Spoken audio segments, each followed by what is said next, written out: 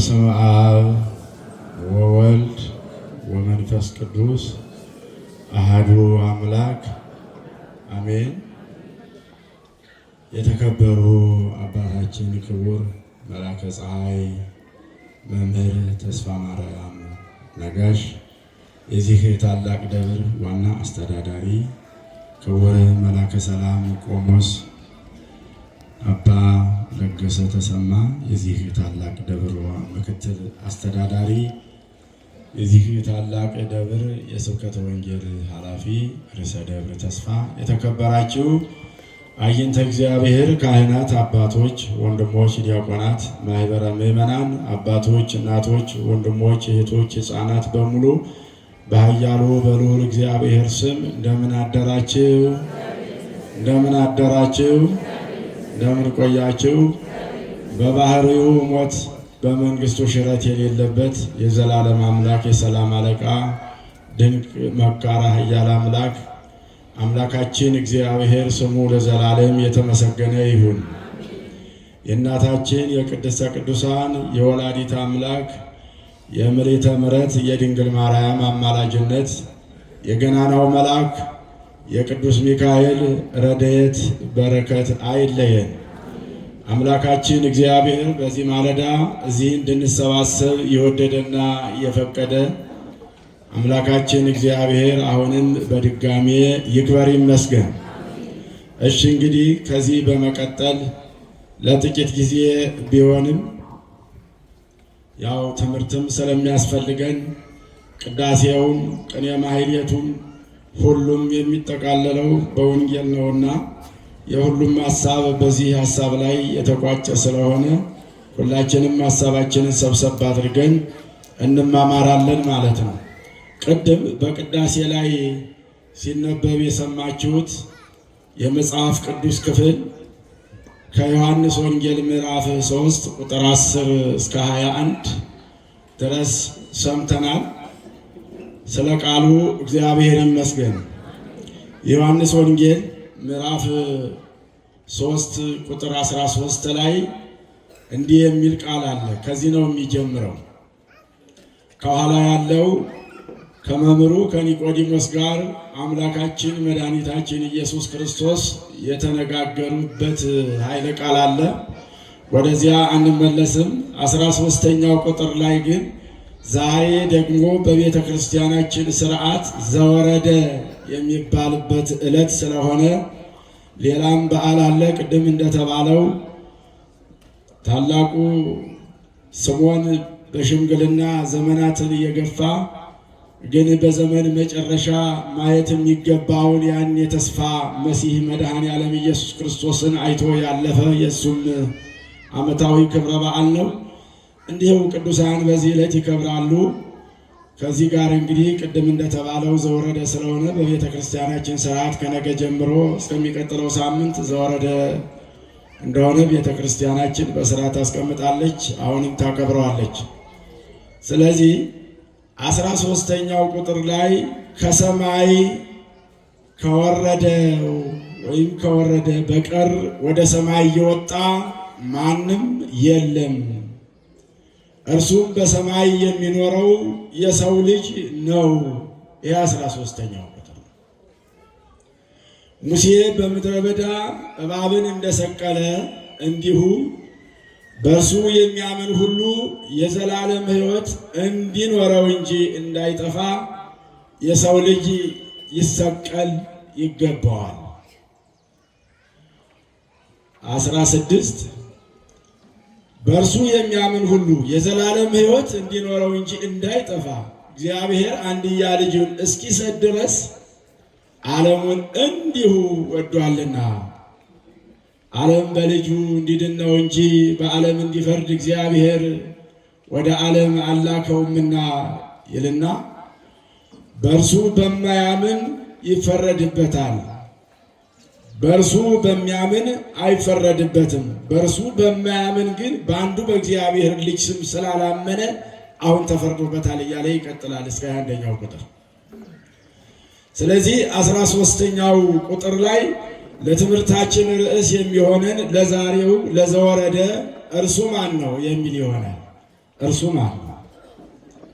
በዚህ አሁን ባነበብነው የመጽሐፍ ቅዱስ ክፍል ውስጥ እርሱ እርሱ እርሱ የሚል በተደጋጋሚ የተጠቀሰ ኃይለ ቃል አለ። ግን እርሱ ማን ነው? እርሱ ማን ነው? ከሰማይ የወረደው እርሱ ማን ነው? ወደ ሰማይ የወጣው እርሱ ማን ነው? በሰማይ የሚኖረው ስሙ ለዘላለም የተመሰገነ ይሁን። ይህን ቃል እንግዲህ በዚህ አሁን በተጠቀሰው ምዕራፍ ውስጥ ነው የምናገኘው። ከሰማይ የወረደው ማን ነው ብለን ስናይ መጽሐፍ ቅዱስ እንደሚል እግዚአብሔር መቼም እዚህ ቦታ ነው እዚያ ቦታ ነው አይባልም። ረጅም ነው አጭር ነው ቁመቱ እንዲህ ነው መልኩም እንዲህ ነው አይባልም። እግዚአብሔር ማለት በሚያምኑ ሰዎች ሕይወት ውስጥ የሚኖር መንፈስ ነው። እግዚአብሔር ዓለምን የሚመራ ነው። ዓለም አዚህ ዓለም በራው ሁሉ በእጁ የሆነ ሁሉን የጨበጠ ሰማይን ያለ ምሰሶ ምድርን ያለ ካስማ የዘረጋ እንዲህ ነው የማንለው እግዚአብሔር ከሰማይ ከወረደው በቀር ሲባል ምናልባት እግዚአብሔር ከሰማይ ወረደ ሲባል ምን ማለት እንደሆነ ለይቶ ማወቅ ያስፈልጋል። እግዚአብሔር ሁሉ በሁሉ የሞላ ነውና ከሰማይ የወረደው ይህች ቃል ከዘፍጥረት እስከ ራዕየ ዮሐንስ ድረስ ያለውን አጠቃላይ የመጽሐፍ ቅዱስ ክፍል የምትጠቀልል ቃል ናት። ዛሬ በዚህ ኃይለ ቃል ውስጥ አጠቃላይ ስለ ድኅነተ ዓለም፣ ስለ ክርስቶስ፣ ስለ ሁሉም ማየት የምንችልበት ኃይለ ቃል ነው። መቼም ሐዲስ ኪዳን በብሉይ ኪዳን ተሰውሯል። ብሉይ ኪዳን በሐዲስ ኪዳን ተብራርቷል። ብሉይ ኪዳን ጥላ ሲባል ሐዲስ ኪዳን አካል ነው። ጥላ ይቀድማል፣ አካል ይከተላል። አካል ሲገባ ጥላ ወደ ኋላ ይቀራል።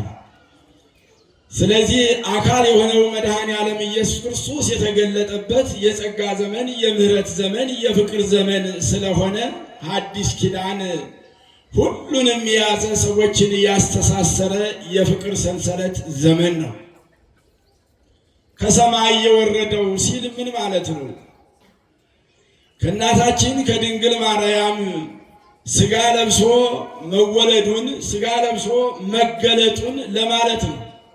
መለኮት የሆነው እግዚአብሔር ሥጋ ለብሶ በዚህ ዓለም መገለጡን ነው። ባጭሩ ሥጋ መልበሱን ነው። ሁሉ በሁሉ የሆነ እግዚአብሔር ሥጋ ለብሶ በዚህ ምድር ተገለጠ ነው። ዘይምጥንተ ሥጋሁ ለአዳም የአዳምን ጥንተ ሥጋ ለበሰ ከድንግል ማርያም። ኦ ድንግል ምልዕተ ውዳሴ በመኑ በአምሳለ መኑን አስተማሰለኪ ምናም አንቲ ዘይምኔኪ ለብሰ ልብሰ አማኑኤል ዘይተረጎም ስፎ ገብረ ዘይምጥንተ ሥጋሁ ለአዳም። ድንግል ሆይ በማንና በማንስ ምሳሌ እንመስልሻለን? አማኑኤል የማይተረጎም የሥጋ ልብስነት ከአንቺ የለበሳት መስሪያ ነች። ዘአሁን ይልና ከአዳም ጥንተ ሥጋ አደረገ አለ አባ ሕርያቆስ በመንፈስ ቅዱስ ተነርቶ። ምዕራፍ 1ና ምዕራፍ 2ን ኦሪት ዘፍጥረትን ስናይና ስናነብ የበደል ዘመን ያልሆነበት የሰላም ዘመን የፍቅር ዘመን ነበረ። እንግዲህ እግዚአብሔር አዳምን ወደዚህ ዓለም ሲያመጣው ወይም ይህን ሥጋ ሲያለብሰው ኃጢአትን መስራት የሚችል ሥጋ ግን ኃጢአትን ያልሰራ ሥጋ ነው ለአዳም ያለበሰው። በዘፍጥረት 1ና 2 ላይ ስንመለከት አዳም የለበሰው ሥጋ ኃጢአትን መስራት የሚችል ግን ኃጢአትን ያልሰራ ንጹሕ የሆነ ሥጋ ነው ከውድቀት በፊት። ዘይምጥንተ ሥጋሁ ለአዳም የተባለ ይሄ ነው። እናታችን ድንግል ማርያም ይህን ሥጋ ካልለበሰችና ይህን ሥጋ ለብሶ ካልተገለጠ ክርስቶስ እኛን ማዳን አይችልም። መሰረቱ ማማር አለበት። መጀመሪያ ቤትም ሊዋብ የሚችለው መሰረቱ ሲያምር ነው። ስለዚህ ዘይምጥንተ ሥጋሁ ለአዳም የእናታችን የድንግል ማርያም ሥጋ አዳም ከውድቀቱ በፊት ለብሶት የነበረው ሥጋ ከእግዚአብሔር ጋር ሳይለያይ ለብሶት የነበረው ሥጋ ያንን ሥጋ ለብሶ በዚህ ዓለም ተገለጠ ለማለት ነው። ይህ መሰረታዊ ነገር ስለሆነ የእምነታችንም ትልቁ ምሰሶ ስለሆነ መሰረተ ሕይወት ማርያም ሲባል ይሄ ነው መሰረቱ። ኃጢአት ያላየው በደል ያላየው አዳም ከመውደቁ በፊት ለብሶት የነበረውን ሥጋ የለበሰች ድንግል ማርያም በዚህ ዓለም ስትገኝ ጽንስ እንበለ ሩካቤ ከመንብ ዘይቃል እንደ ንብ ያለ ሩካቤ ከቃል ድምፅ የተገኘ ጽንስ ተብሎ በዚሁ በቅዳሴያችን እንደተጻፈ መልአኩ ገብርኤል መጥቶ ባጉረመረመ ጊዜ ነው የሚለው።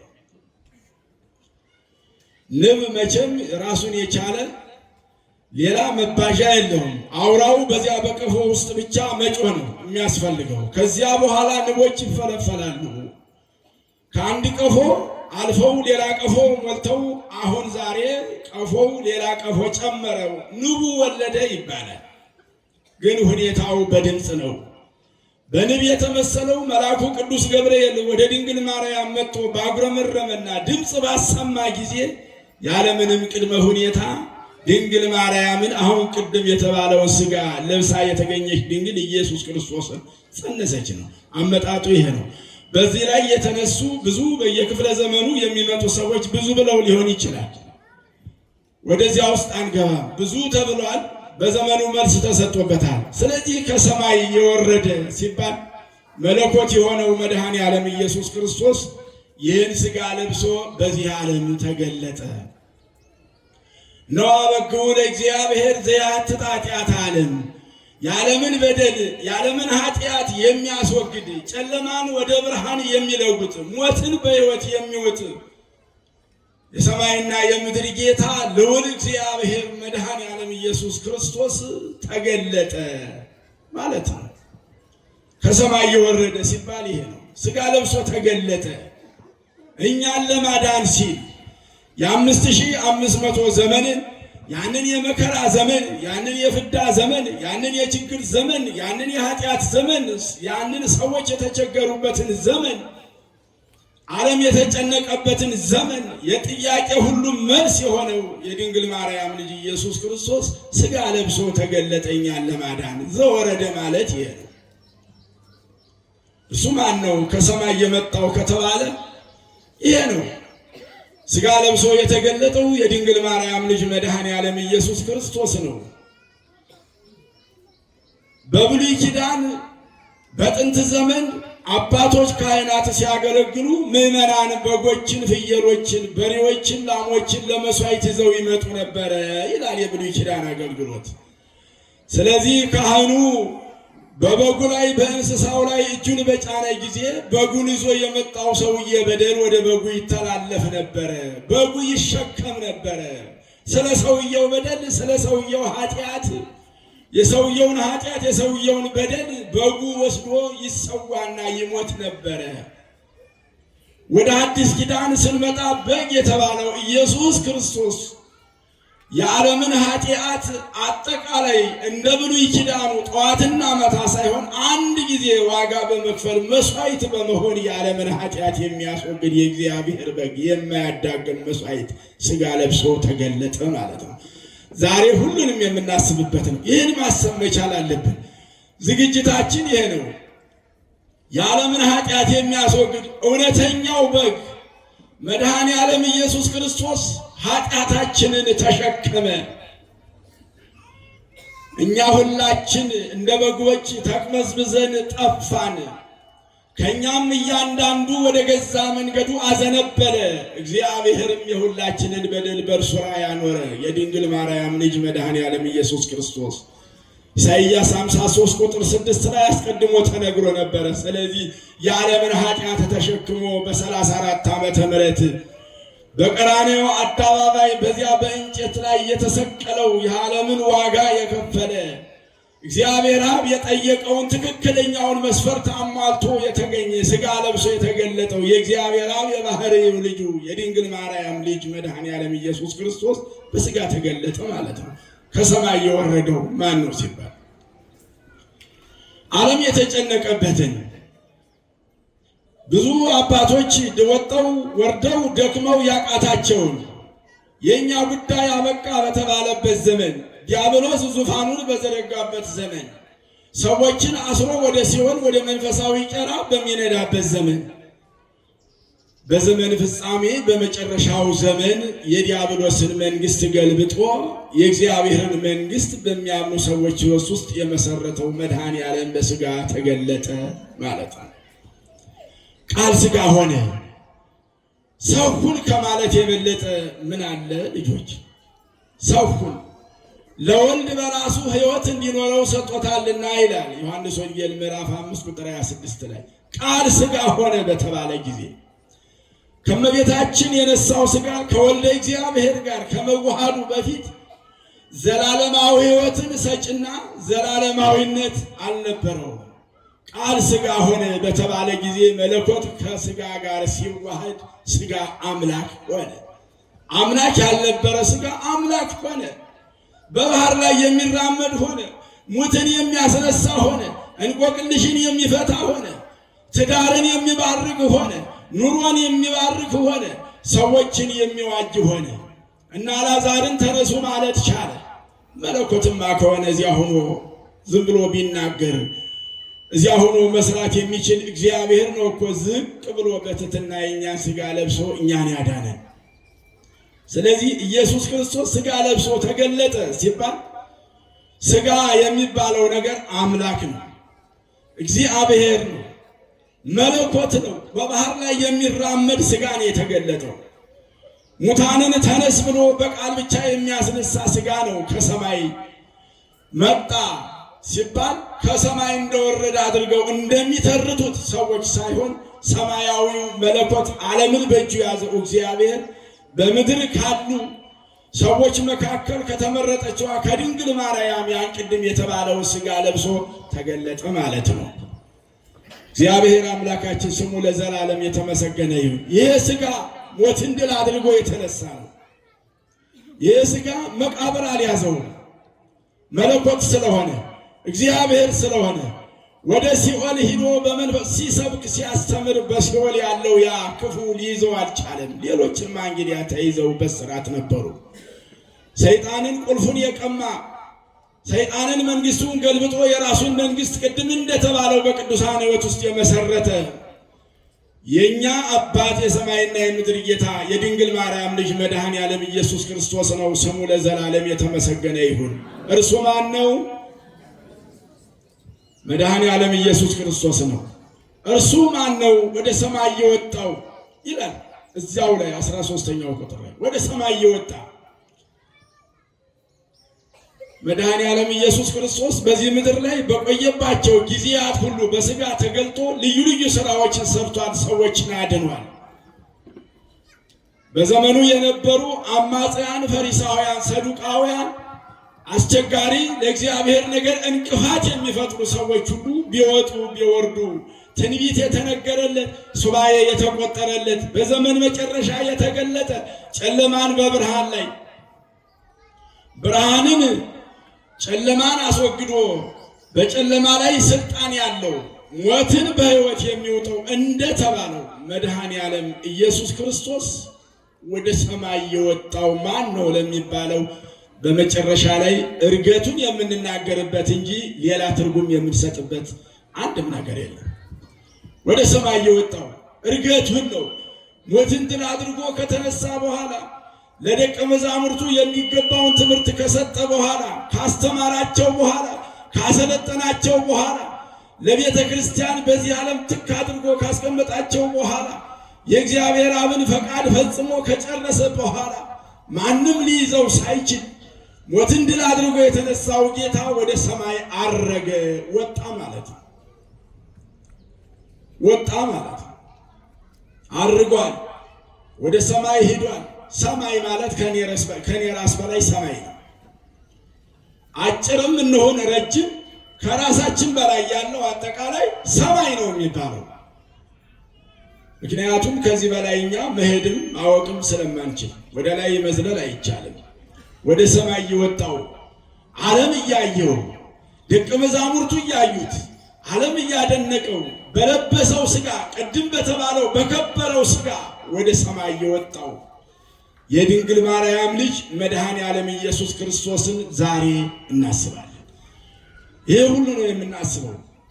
መውረዱን ብቻ ሳይሆን ወደ ሰማዩም ተመልሶ ደግሞ መሄዱን።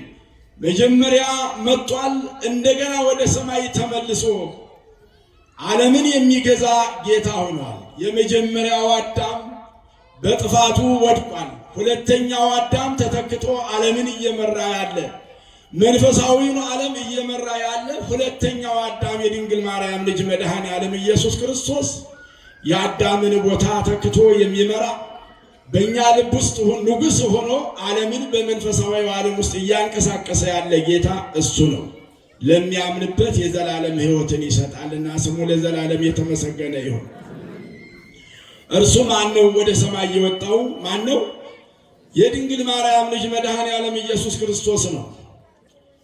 ስለዚህ እርሱ ማን ነው በሰማይ የሚኖረው ከተባለ መጽሐፍ ቅዱሳችን ያ በሰማይ የሚኖረው ሐዋርያት ወደ ሰማይ ሲሄድ እያዩት እናንተ ደግሞ የገሊላ ሰዎች ወደ ሰማይ እየተመለከታችሁ ስለምን ቆማችኋል?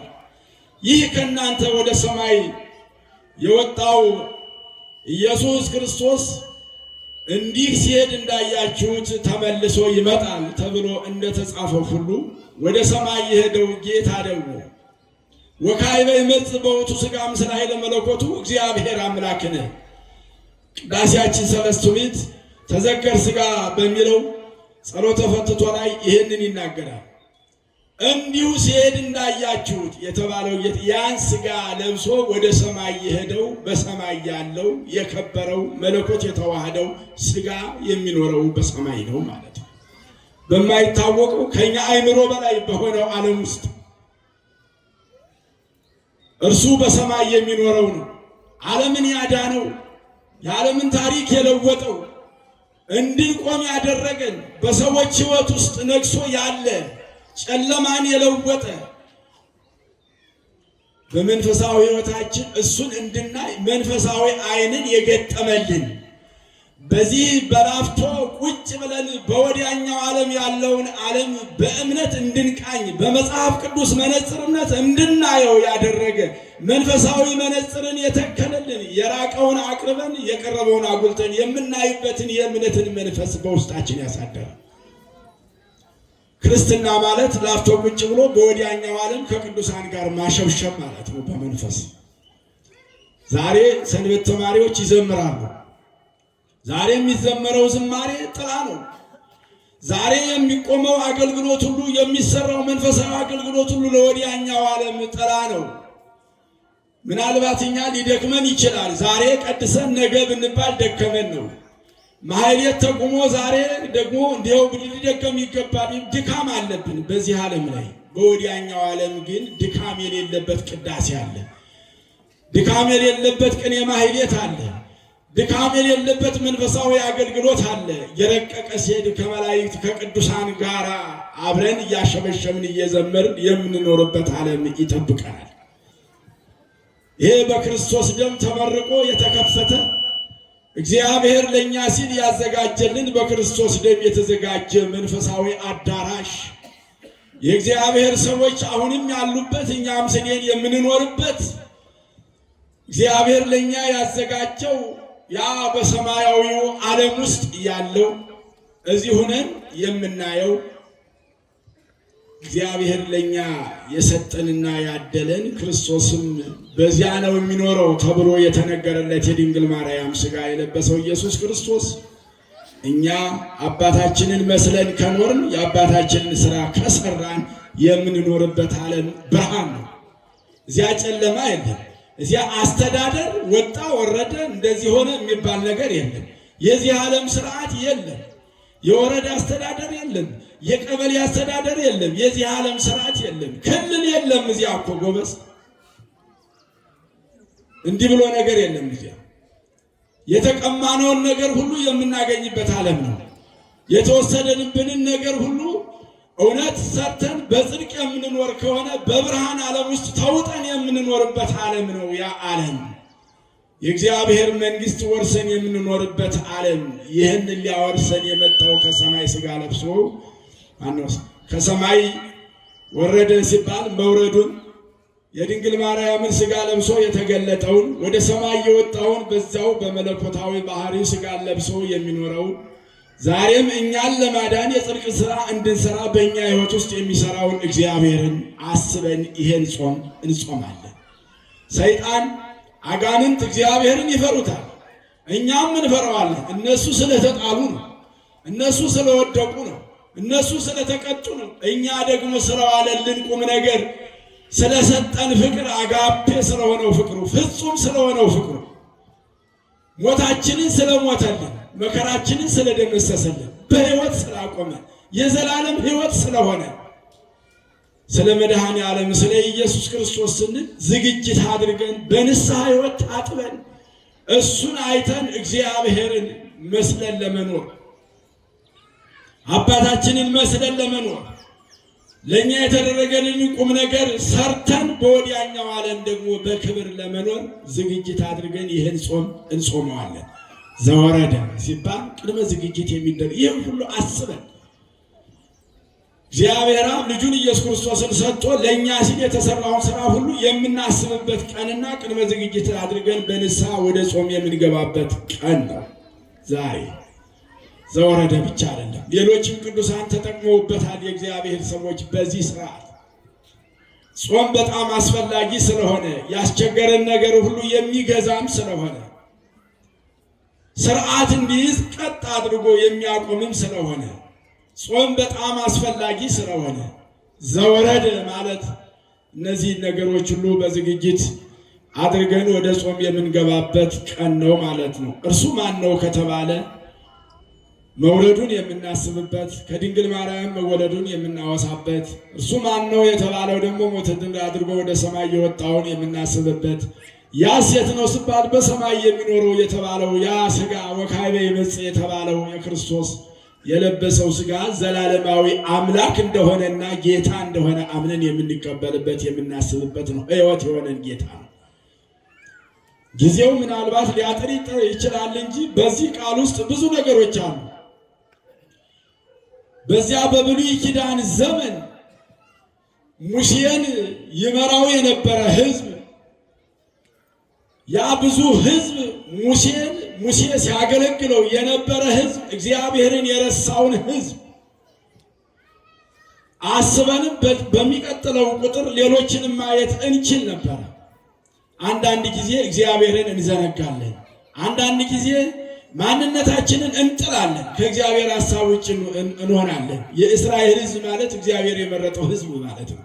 በምድረ በዳ ሄዱ ተብለው ጉዞ ሲጀምሩ ከአንድ አካባቢ ወደ ሌላ አካባቢ ሲሄዱ ነገስታትን እየመታ ለእነሱ ድልን እያጎናጸፈ ሲያሻግራቸው፣ ከዓለት ላይ ውሃ እያፈለቀ ሲያጠጣቸው፣ ከሰማይ መና አውርዶ እንጀራ ሲመግባቸው፣ መንገዱን እያዘጋጀ በተለያዩ የክብር ደመናዎች ሲመራቸው፣ የለም እኛ አልተስማማንም፣ ደከመን፣ እንጀራ የለ፣ ድንች የለ፣ ሽንኩርት የለ፣ ውሃ የለ፣ ከግብፅ ለምን ወጣን? ለምን አስቸገራችሁ? ለምን እንዲህ ይሆናል አሉ።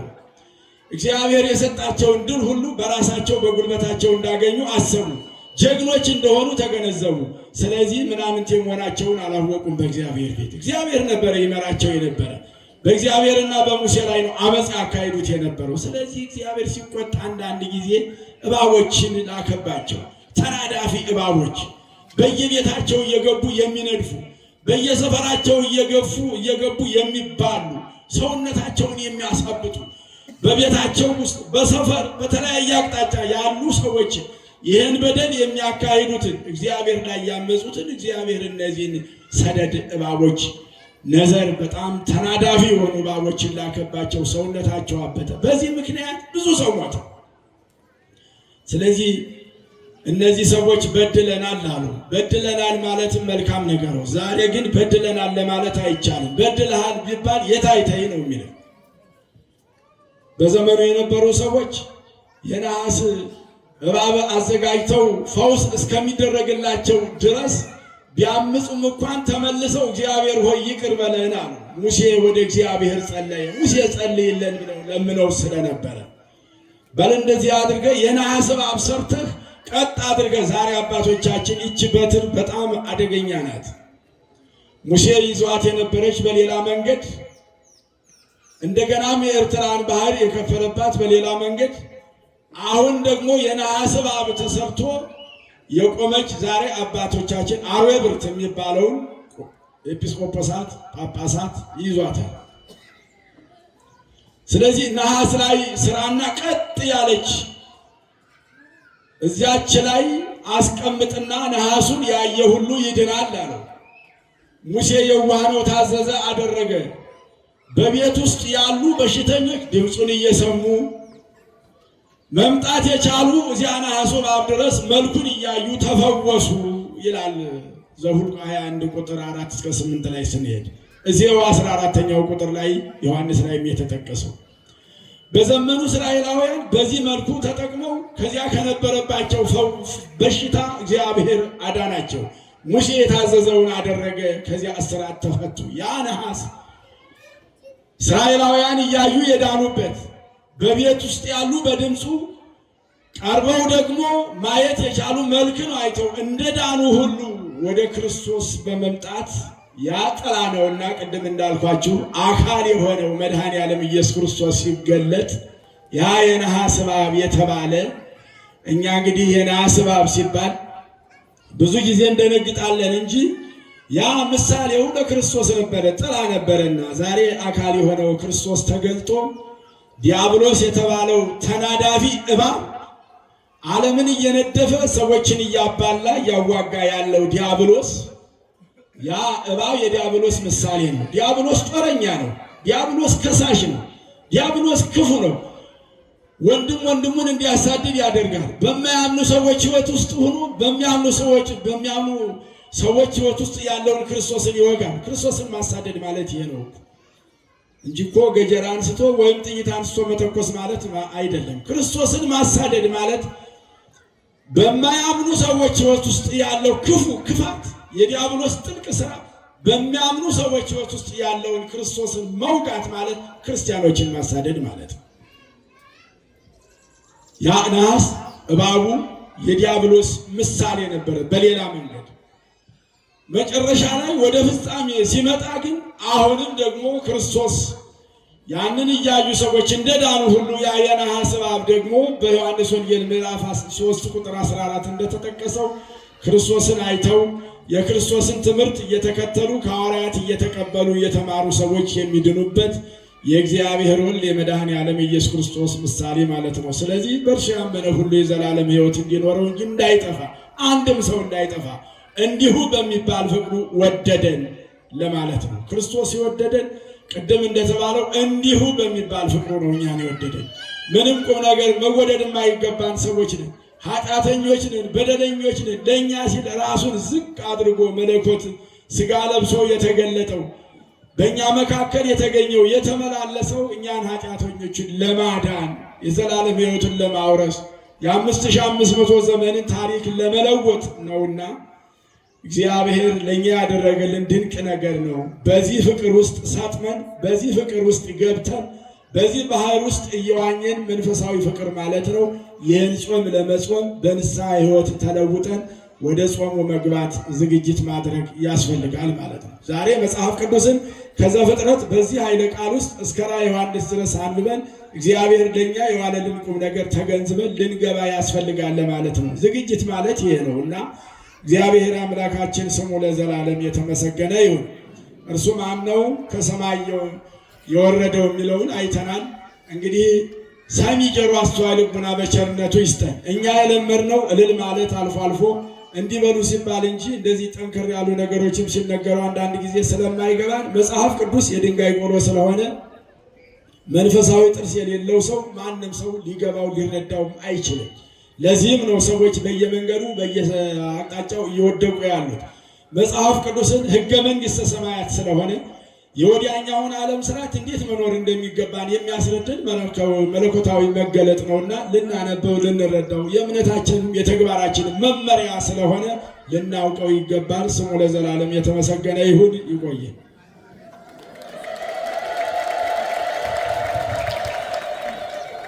ለመምህራችን ቃለ ሕይወት ያሰማልን። እግዚአብሔር አምላክ የአገልግሎት ዘመናቸው ይባርክልን፣ በእድሜ በጤና ይጠብቅልን። ከዮሐንስ ወንጌል ምዕራፍ 3 ቁጥር 13 ላይ ባለው ኃይለ ቃል ተነስተው ከሰማይ ከወረደው በቀር ወደ ሰማይ የወጣ